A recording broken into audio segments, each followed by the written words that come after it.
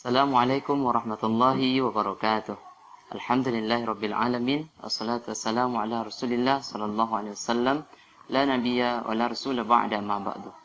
Baiklah anak-anak Ustaz kelas 2 SDIT Masjid Raya Batu. Kita lanjutkan pelajaran pendidikan agama Islam dan budi pekerti kita pada hari ini. Sebelum kita mulai pelajaran, alangkah baiknya kita mulai dengan bacakan basmalah. Bismillahirrahmanirrahim. Baiklah anak-anak Ustaz kelas 2 SDIT Masjid Raya Batu. Sebelumnya kita sudah belajar tentang sikap jujur Nabi Muhammad SAW. Dan kita sudah memberikan tugas apa saja contoh sikap jujur yang bisa antum lakukan di rumah ataupun di sekolah. Untuk pelajaran kita kali ini, kita akan membahas pada LKS halaman 11. Coba silakan antum buka LKS-nya halaman 11 pada poin C isian. Baik, kita mulai. Mohon antum perhatikan pada halaman 11 pada poin C. Ustadz bacakan pertanyaannya dan kita bahas bersama-sama. Mudah-mudahan ini juga dapat menambah wawasan antum dalam memahami sikap jujur dalam kehidupan sehari-hari. Untuk pertanyaan yang pertama, Doni meminta uang untuk membeli pensil. Ternyata masih ada sisanya. Doni menggunakan untuk membeli makanan. Apa yang harusnya Doni lakukan kepada orang tua? Jadi, Doni ini meminta uang untuk membeli pensil. Contohnya, antum meminta uang kepada orang tua untuk membeli pensil. Ternyata, uang yang diberikan oleh orang tua antum masih ada sisanya. Dan tanpa sepengetahuan orang tua, antum belanjakan untuk membelikan makanan. Jadi apa yang harus dilakukan Doni atau apa yang harus antum lakukan kepada orang tua antum? Maka di sini jawabannya adalah sebaiknya Doni berkata jujur kepada orang tuanya. Ya.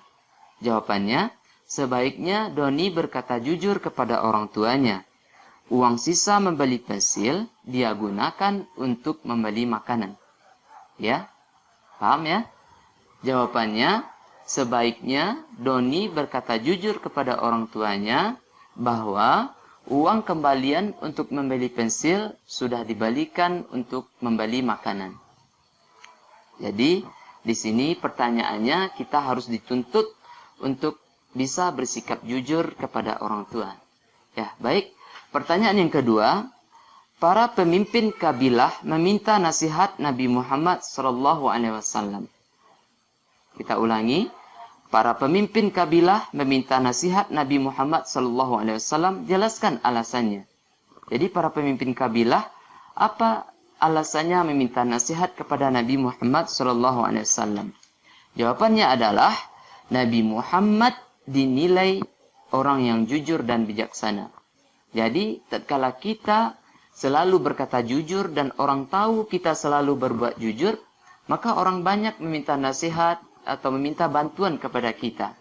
Jawabannya, para pemimpin kabilah meminta nasihat kepada Nabi Muhammad, alasannya adalah karena Nabi Muhammad dinilai selalu bersikap jujur dan bijaksana. Itu pertanyaan yang kedua. Dan yang ketiga adalah pertanyaannya bagaimana cara Nabi Muhammad SAW berdagang? Jawabannya, berdagang dengan jujur. Nabi Muhammad SAW berdagang dengan jujur.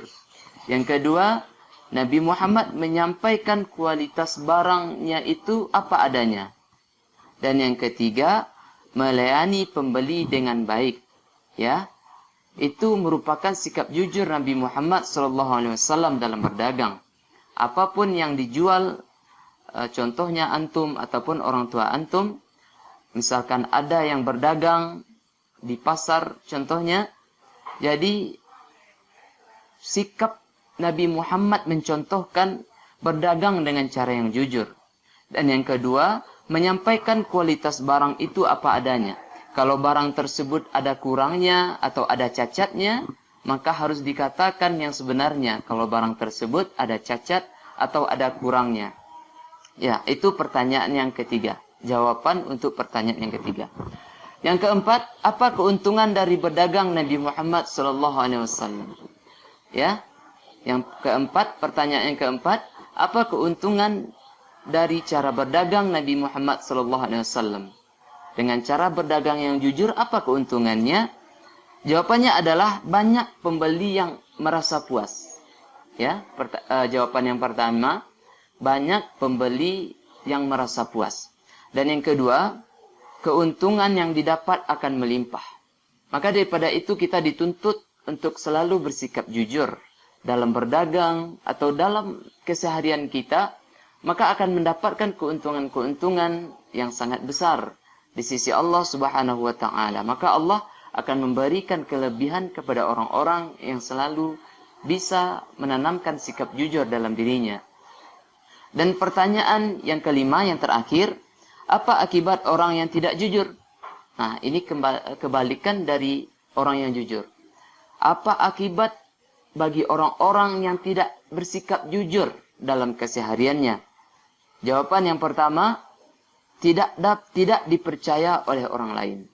Maka kalau kita selalu berkata bohong atau tidak jujur dalam keseharian kita, maka tidak dipercaya oleh orang lain. Dan yang kedua, dijauhi teman. Siapa orang yang mau berteman dengan orang yang suka berbohong? Atau siapa yang mau berteman dengan orang yang tidak jujur? Pasti akan dijauhi. Dan yang ketiga, hati menjadi gelisah.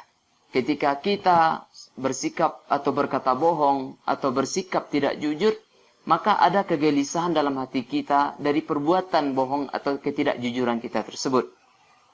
Dan yang keempat, tidak disayangi oleh Allah Subhanahu wa taala. Maka dari itu, orang yang jujur disayang Allah, dan orang yang tidak jujur maka tidak disayangi oleh Allah Subhanahu wa taala.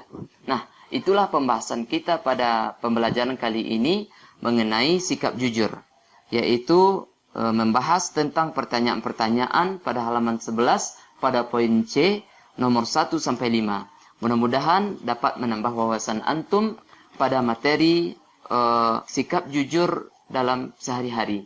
Maka untuk selanjutnya kita akan masuk kepada materi bab 2, yaitunya belajar membaca Al-Quran.